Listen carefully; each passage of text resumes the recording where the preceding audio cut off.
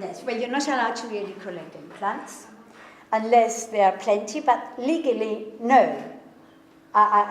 They know I will dig it up because I have the roots. It's there for everybody to see, but most of it is given to me. Because I think in every country you go, you're not allowed to, no. Some of them are in plethora, I mean really a lot.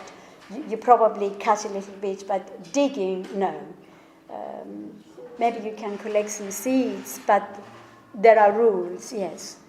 So to illustrate, if you need the root as well, how are you going to access that when you're working? When I'm doing that, I'm given it and they know I'm doing it, you see, because if they want me to illustrate the roots, they know I have to get it out. But as I said before, if they say to me, Eleni, there are very few, I get very worried and I don't even want to cut it. And if they do, it's been known before. They brought me one little plant, one little one, and it had 3 flowers on it. And I have an illustration with 3 shoots and 3 everything because I kept turning it every day and trying to make more of it, really. And that's what I did. So, yes, it's fun.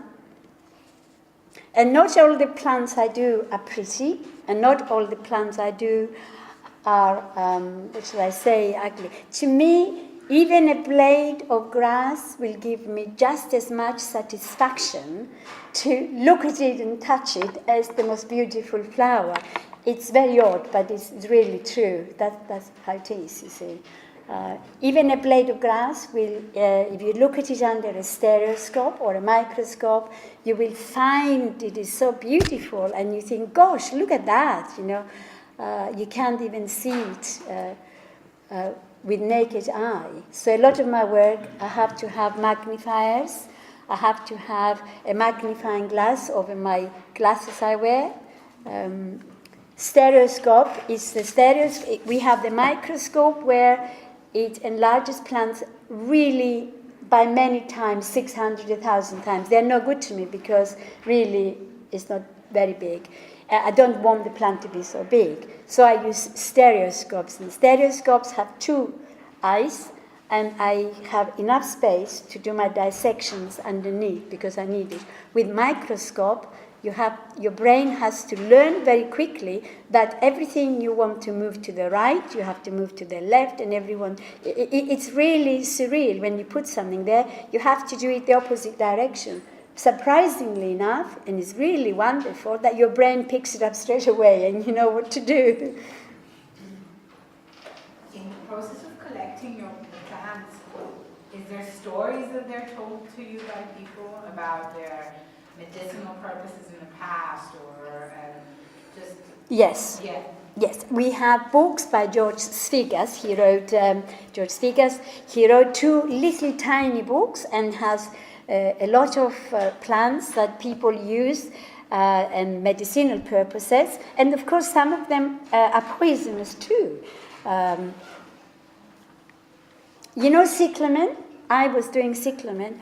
And cyclamen cyprium, not the cyclamen that you find after Christmas or the glass house. Cyclamen cyprium is in flower now, and Bendadactylos in Alona. That's where I got my because when I cut the cyclamen cyprium, and I was very keen in those days. I did a dissection of the stem, and when I looked at it under the stereoscope, I found that it had lots of plants. And that's why a lot of people are saying when they touch cyclamen too much, the stems, they get an allergic reaction on your hands. But a lot of our plants are medicinal, yes, and quite a few as well. You can make your own oils for your face, you can make creams for your hands, you can make all these things out of the plants. But please, you have to know what you're doing, because I collected a plant from Trudeau's in October, Colchicum cyprium. It has always been there. It has always been in our books. But after DNA, yes, we do DNA on leaves. When I say I, not I. And then when I was reading about it, it said, be careful, do not eat the bulb, do not touch it too much, because in the ancient days they used to ground the bog, and that was a poison. So if you wanted to kill somebody, that's what you did. Which plant? Yes, and yes, so really when you read about it, I have to read as well to guess, because then I had problems with my hands to start with, because I was dissecting so many plants and I was touching so many different ones with glands, and I mean the glands are there and they're full of projective for the plant. They're not there for us, like don't eat it, don't touch me, and I'm working with them and the fluid will be on my hands. Yes, and I had problems. I had to learn to respect more, and I wear surgical gloves. When I'm drawing, I wear white gloves as well, because that is to project my paper, really, mostly. But for a lot of plants are like that, yes. And but there's lots of poisonous plants around. But we have a lot of plants on the roadsides. Which ones are there? They're not rhododendrons. Which ones they are? Well, I shouldn't have said that because I don't remember the name. Pardon? Daphne. Arodaphne. Yes, Arodaphne we have around the streets. They've got them everywhere. Eat 3 leaves and you will be dead. A very painful death. Yes. Let's just have it all out. Yes, that's right, if you're that hungry. And of course, all the parts on that plant are poisonous. And we had a lot of them on, Daludratis aphroditeis out there. There were botanic gardens to start with, and there was a row full of those. Of course, they've gone now, because people passed near, and children. They've all gone, and the gardens redesigned. But yes, they are poisonous. Yes, and it's so pretty, isn't it? So, Something relevant. Have you ever found a 4-leaf clover? have I ever Found a 4-leaf clover? Or do they exist? which one is that? We have several clovers in Yeah, Cyprus. they usually have 3 leaves, don't they? 3 Yeah, most of them do. Yes, and yes. 4-leaf ones are lucky. But, I don't know anyone that's ever I don't know. found I'll make sure I don't eat it. No, they're not all poisonous, because the yellow ones, I remember in the spring we used to eat the little stems. But yes, there must be. I'm going to look into that. Yes. Cyprus projects. Dryades and Amadryades.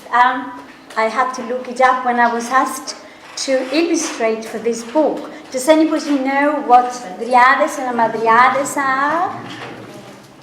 It was like me. I thought it was from Greek mythology, and it was.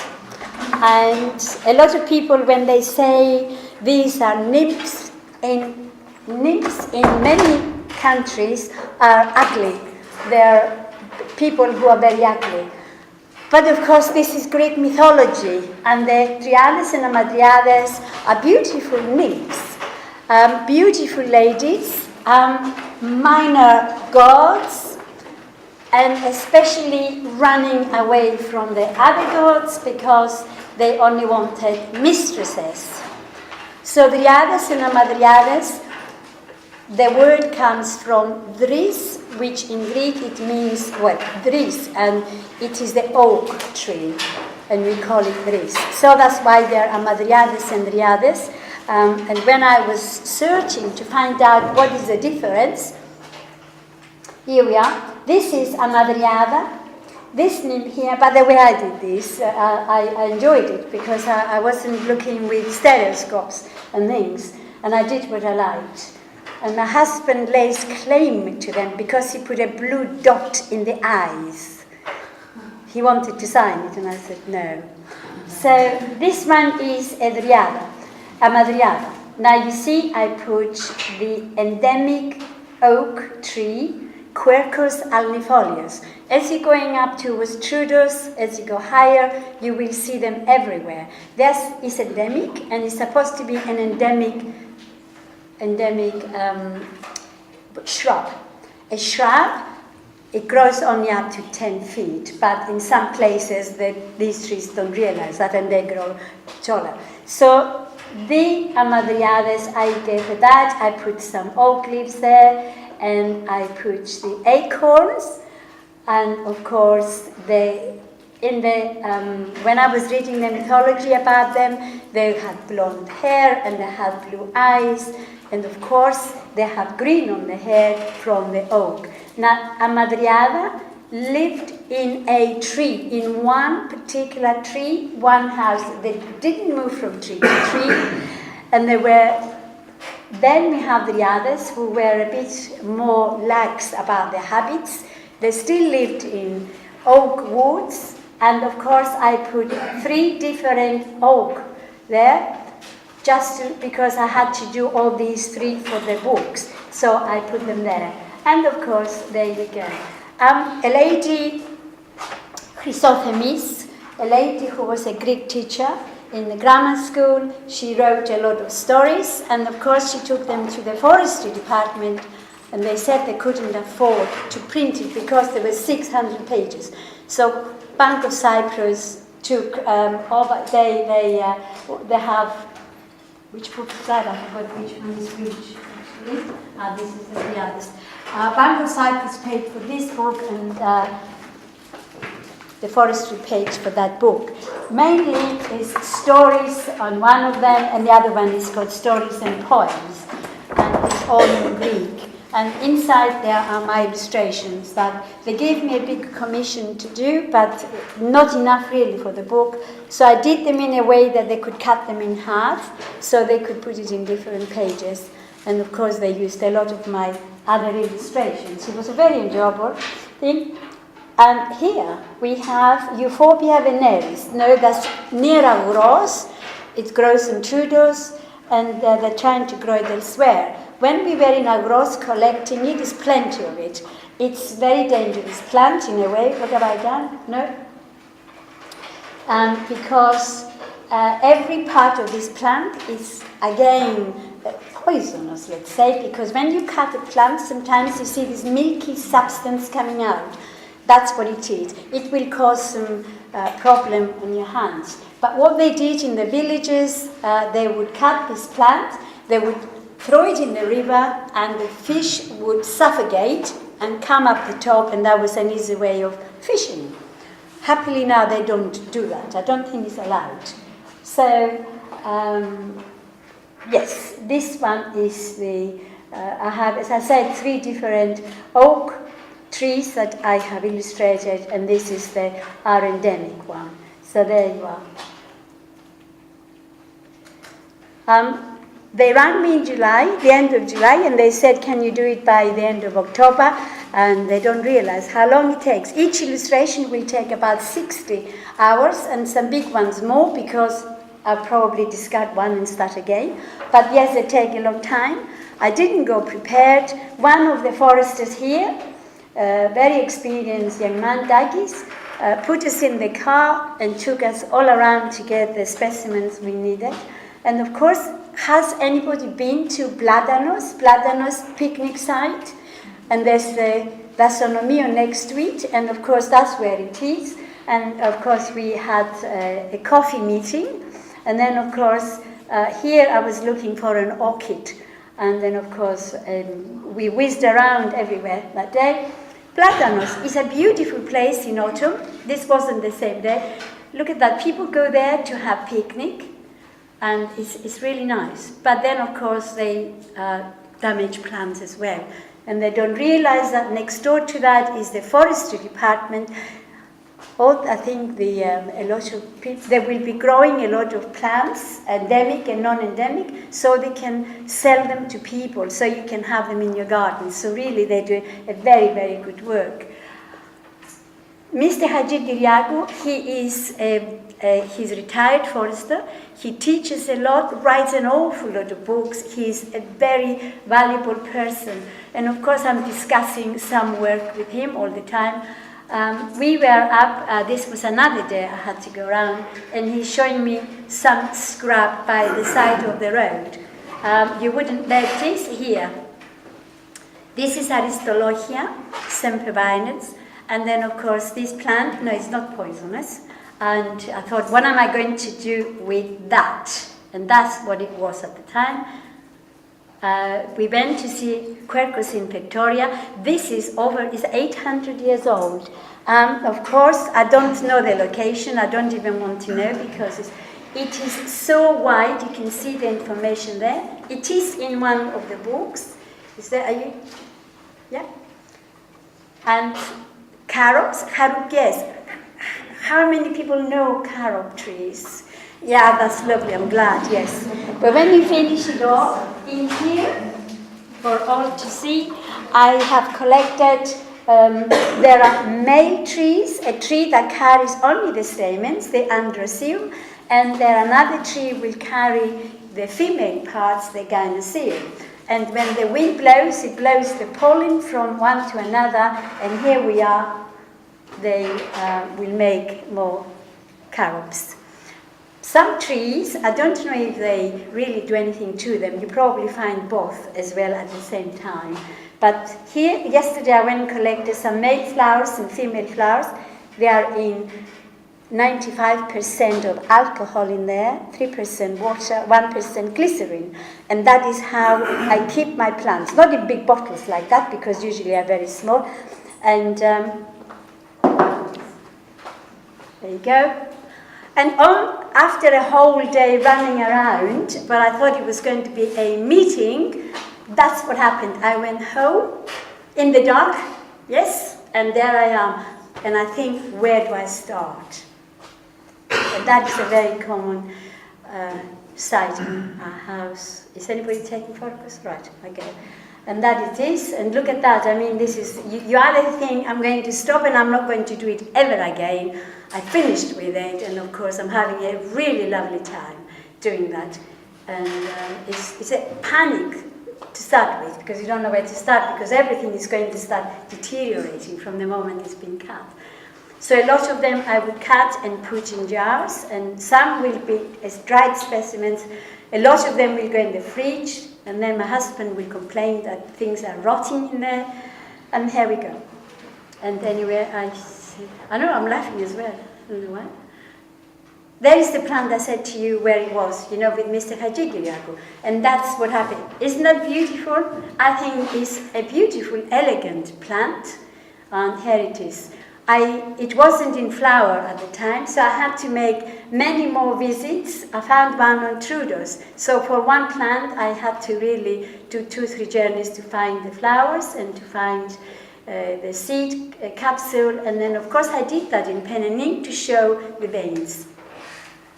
And there was the plant. Now, please note that I put the stick there to show which way it goes round, because not all plants go this way. Some of them will go the other way. So it's important to do the correct thing. And there are all the trees. That's Panagua, Quercus in Victoria. The olive tree. The story goes that this lady was writing the stories that she came from the occupied site of Cyprus, and she was very upset, and she said half the tree stayed behind and half the tree was now in Nicosia with her, and she wanted the story to be illustrated like that, so it was only half. And then, of course, this is one of the pine trees, which I don't know how to use that. Let's go back again, the pine tree. Yes, pine trees, of course, some of the cones will grow upwards and some of the cones will grow downwards. And I have to be careful when I illustrate cones, because you see how it goes here? And it will go the other way as well. If I put all these scales anyhow, it would be wrong. So I have to really watch that. Pomegranate tree. Pomegranate flower is always a very bright red. And of course, she wanted me to put this. This is the tree that people think that is always in the cemeteries, but you see it everywhere, and it's a very, very beautiful tree. Not again. Oh yes, that was the same picture. This is the plane tree. There, I decided to do it in the autumn because of the fruit there, and yes. So you find this everywhere in Cyprus now. And the carob tree, which of course I love this it's very strong and very clean. And as I said, you cannot have a look at the male flowers and the female flowers. And now Cyprus endemics. I think it was 2006 that they put my first illustrations up on Trudeau's. They put 10, but all these plants grow on Trudeau's, and that's why they're there. That's the cyclamen and cyprium from Trudeau's mountains. This is the oak. I was very lucky to find a little seedling. The root would go all the way around. But of course, the seedlings have to be planted immediately. You can't wait at all. So it fell and it found the leaves and it grew. But there are all these plants from Trudeau's visitor center. And as I say, this here especially we have, they're they're big trees. We have an area in Bitsiya that these trees will grow. A cedar. It used to change the name. Citrus. It used to be Citrus brevifolia libani because they thought it was similar to the one in Lebanon. Now it's just brevifolia. When I do a plant like this, if you see when it dehisces, when it spreads out the seeds, it will go with a bang. Sometimes if you're standing under pine trees and you hear these bangs, that's what it is. They throw the seeds away from the plants so they don't grow below them. Now this one as well has the female cones and the male cone here. And then I dissected the male cone to show how it's inside.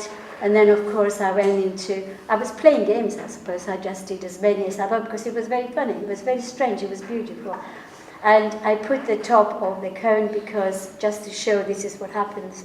And it's very important to make sure how many needles, how many leaves I put in each one of them. And that's the euphorbia. Of course, now if we go to Bathos area down here, we're going to see. That's right. For a plant, a new plant, Mr. Hajigiragu said, go there to find it. And of course, I went there to find it with Mike and friends. And it's a gorge. I don't know if you ever heard of Avagaz Gorge. It's near Bathos. And then, of course, it's absolutely beautiful. But it's very dangerous. I'm glad it wasn't any water as we went by. To find the plant growing on the walls. And that's one way to escape goats, because goats would go anywhere to eat our plants. So the plant is up there, and there it is. I couldn't pick it myself. We found one that was low, and I managed to do it. This is the plant. This is the flower. And there it is doing it, working with it. And I had to do it this way because it's to show that the plant is coming downwards. It doesn't grow up, it comes downwards.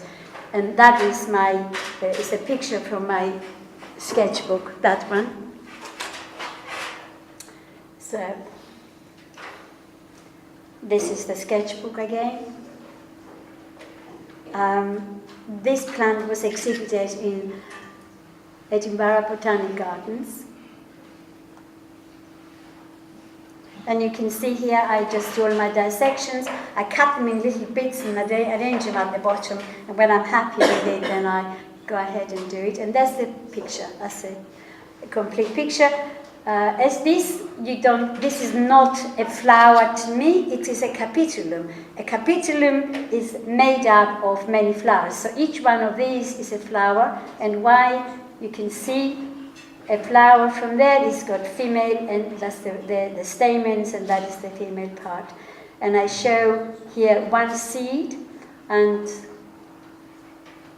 a lot of work. And Mr. Hajigiragu, who obviously is a very important man, and Q asked for some seeds of the centaurea. There is a department in Q that they have plants from all over the world, and then of course their centaurea wasn't producing any seeds, So I took some seeds. Mr. Hajigiragu gave them to me, and you have to do this with permissions both ways, which is very difficult to get.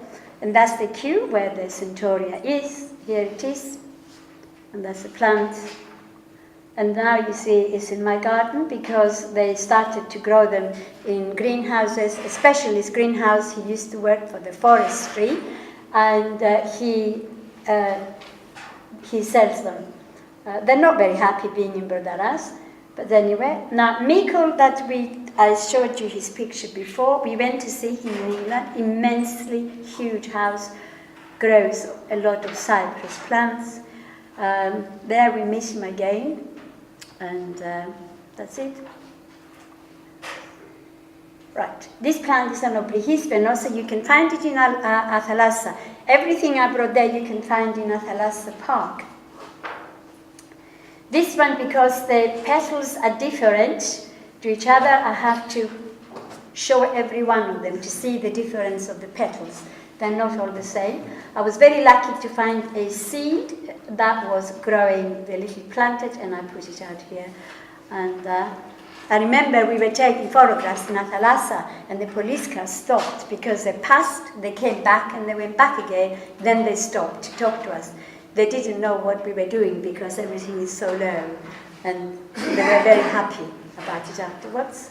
Athalassa and everywhere else. This is a beautiful plant.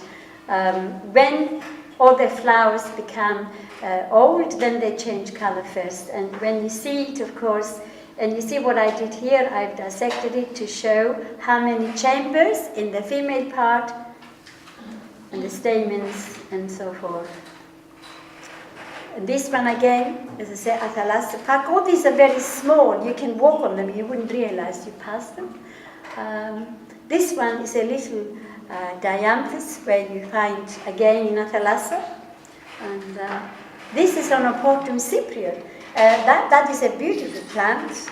You can't really go and cut it. I'm so pleased because you have to be prepared. To dissect this plant, I had to get some pliers, never mind about my tools, because that was the easiest way. Here, every time you see this plant, it always has cobweb-like hairs. This is something you have to look for. And again, on this one, this is a capitulum. Every one of these is a flower, and that's cut in the middle. And then, of course, that is the flower on its own. And you see the cobwebs there.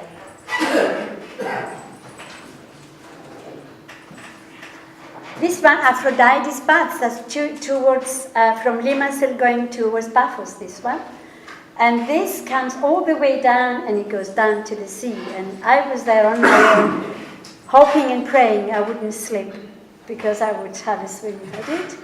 And there it is, again. This is a dandelion, and of course, the most important feature is the root. It's black. And of course now, I know we're talking about Lugosiensis, but Kantara Castle, I don't know how many of you managed to go there. There's another dianthus, another one which is a cypress, and we managed to find it. And there it is, and again, because it grows from walls mainly, I had to do it like this to show it's hanging down. Agamas, there you are, Tulipa cypria, not many as you see at all. It is really restricted, and there it is a beautiful one, a beautiful flower. And this is my sketchbook. I've got this page here if anybody wants to look at it. You done? No, do it. And there is the finished article, that's the finished painting. Problems, size of the subject and the complexity of the subject. Here it is. Mr. Hajigiragu takes me to Almiro River. You know where Almiro River is? 3.5 kilometers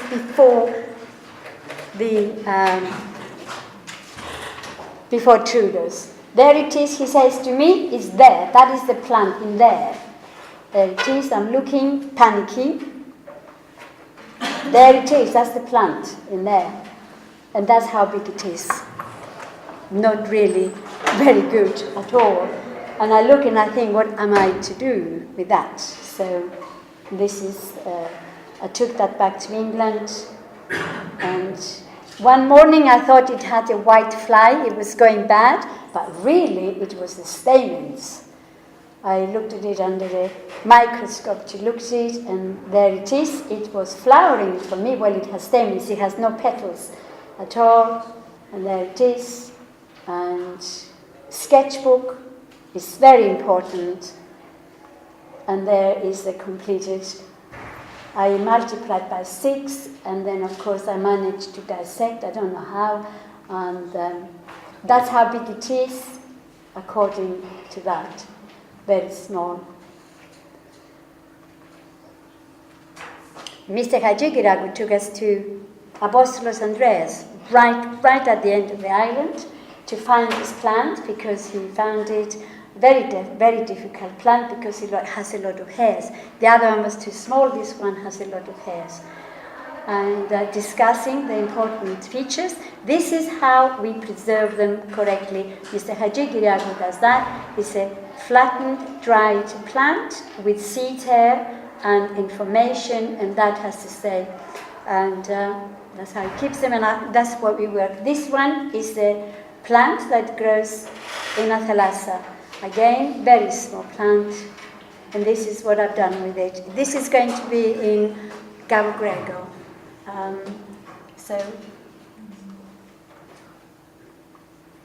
Material, tools, and equipment techniques. Anybody has any questions from that? Yes? No? How, since the audience are students, how your illustrations complement the photographs? They do coexist in publications, don't they? They Yes. coexist. So, what kind of information illustrations communicate that photographs cannot communicate, or vice versa? I think it's some prejudice sometimes. They say this is handmade, this must be better.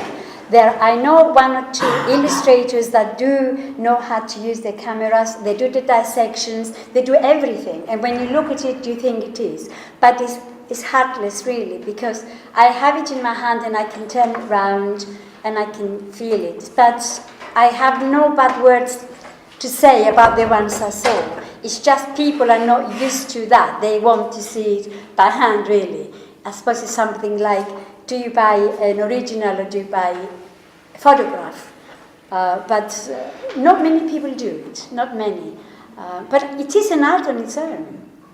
But if I knew how to use my camera, but then of course, I don't know.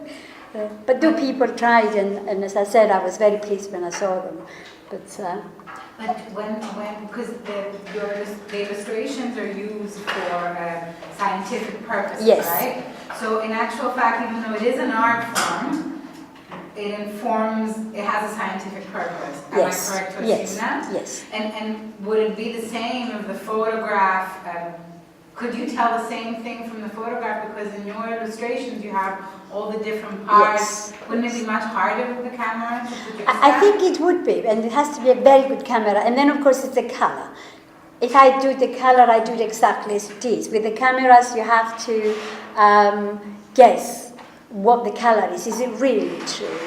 Yes. But, yes, I think they have no heart. That's what it is. But I am not going to criticize anybody. And who would use these, sorry for the benefit, I mean, who would use the illustrations? I do this because they're endemic. They belong to Cyprus. An endemic plant grows only in the place, like in Cyprus. We have roses in England. We have an endemic rose here, tulips as well.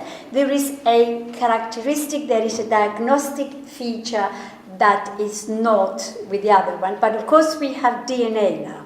And when you see the dissections of the leaf, you will see the difference when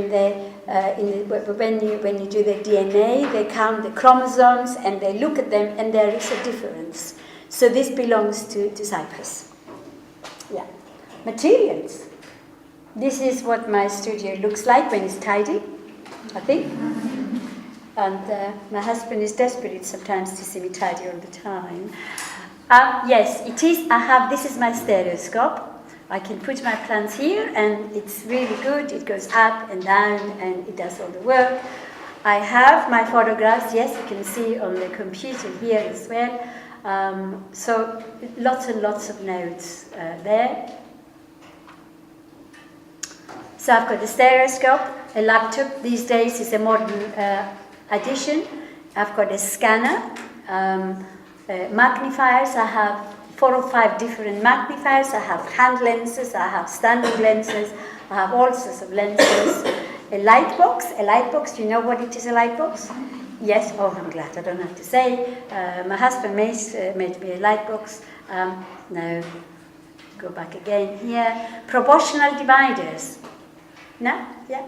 A proportional divider, I will show you in another picture.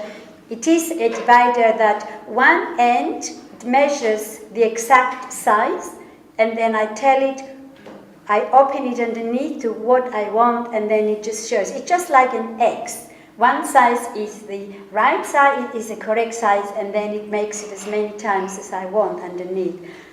Very, very nice piece of equipment.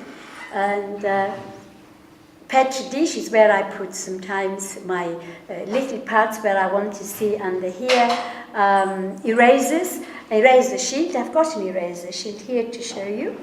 And rulers, stamps and tortillas. I've got them here. They are the paper things that if I want to smooth my pencil, I use those. And does indenting tools. Sometimes if, let's say, I'm going to do an apple, or it's got white underneath, instead of putting the white on top of the plant, I make indentations into the paper, and that doesn't accept my pencil anymore. So really, if you use it, I'm very scared to use it, because once you've done it to your paper, and sharpness, of course, lots of different sharpness, and this is, I had to tidy up for him to do it. See my pencils, I have lots and lots and lots of pencils. These are not all. And there's the proportional divider here. This is the eraser thing I've got. And I have pens, ink, and I have pencils. I have watercolor, believe it or not, and these are my dissecting tools. And what else do I have? There it is. Ah, this is better. Yeah, there it is. All that to do with illustrations and more, I suppose. These are all magnifiers. They're all different types of magnifiers there. Pencils. There's different types of pencils. I keep them all separately. They're the ones I dare show. This is for dissections. I have a lot of books. Actually, I have more than that. I have lots of books. These are the books that I'm working from. Miku's book, The Flora of Cyprus. These are the books that are absolutely invaluable. That's right. I brought some. Where is it? I actually brought something like this when you cannot touch it. They're the papers I work with. I don't work with many papers. I work with Bristol board, which really is not a board at all. It is just a very shiny paper, very smooth. I work on drafting film. Drafting film is a plastic film the architects used to use. And I have watercolor paper. For illustrations, you have to use a very smooth, hot pressed paper. I don't know how much you know about papers. And usually they're 100% cotton is the best. But I think the Bristol board and the drafting film is nicer for me. So here we are. Layout paper I brought is where I do my preliminary work, and when I'm happy with it, then I will transfer it onto something else.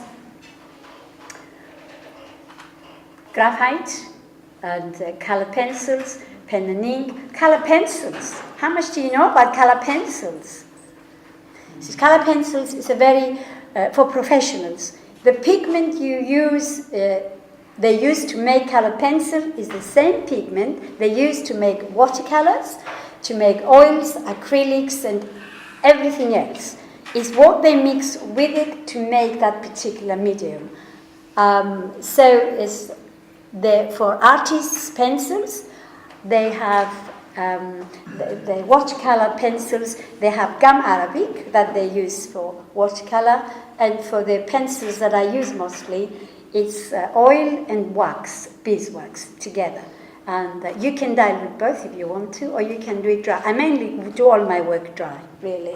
And then there are different softens, things to make them softer, to dilute them, to spread them out, and it goes on. So when I was working and doing this painting here of the Onoportum cyprium, and here I am working, this is in Brodaras, of course I haven't got as many things as in England. Right, this, you know what this is? For people who don't do botanical, who does free art or abstract? Anybody abstract? Yes? Abstract. Do you get you see how much you can really see from a plant? Look at it. It's beautiful. I picked this the day before yesterday. Lichen.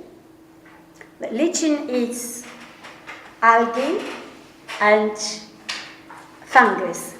They live in symbiosis on a tree. The fungus takes the moisture from the tree to algae. Algae says, thank you very much. It has the water. It gets the sun.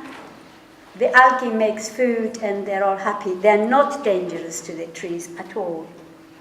I just thought it was so beautiful for anybody who is in design.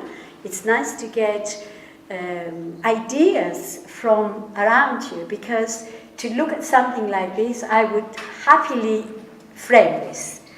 And it's just from the scrub where people are just walking over them. And look at this, I mean, there were leaves. Anybody really wanting to know how the veins go on the leaves and go, you try to illustrate that. I think this is really better than a sketchbook. That's how it goes. I just thought I'll treat you onto something like this. It grows on rocks. How many times have you stopped by and looked at a rock? I know you probably think I'm crazy. Have you looked? And if you want to design, whatever you want to do, have a look and look at it. It actually looks. What does it remind you of this? Can anybody see? It depends on our perception. I mean, you see so many things. It's just so beautiful. Look at that. And all this actually, it's what I said, is a plant. It's a living thing. And the moment you put water on it, it may change color straight away. It may go green. It may not. But most of the time, if the rain starts, that will go green. And it's that. But they don't all go green. It depends which variety, because there's so many different varieties. So here we are. What's the name? Sorry. What's the name of that? Lichen. Li. Yes, lichen. That's right. It's a symbiosis between a fungus and algae. Algae is a one-cell plant, and that obviously needs water. The sun energy, it will make it into, obviously, it's a food. It makes food, and of course the fungus, and so they're all quite happy together. But I think it's beautiful. And these are things that I brought to show you. That's one lichen there. I started to, there's one, I did a drawing. How about that? I was driving down from Trudas Aguros, and I saw these two ladies. They're real. They're absolutely real. And I said, can I take a picture of you? And yes, they posed for me, and for more than one, and it was so wonderful. And I tell you, it's only a few years ago, it must have been about 3 or 4 years ago, when I took this, because looking at their faces, but their clothes, and everything about them is absolutely wonderful. Yes, probably they're even younger than me, but that's how it is. Everybody's younger than me these days, but and this is questions finish. I'm going to do the demonstration.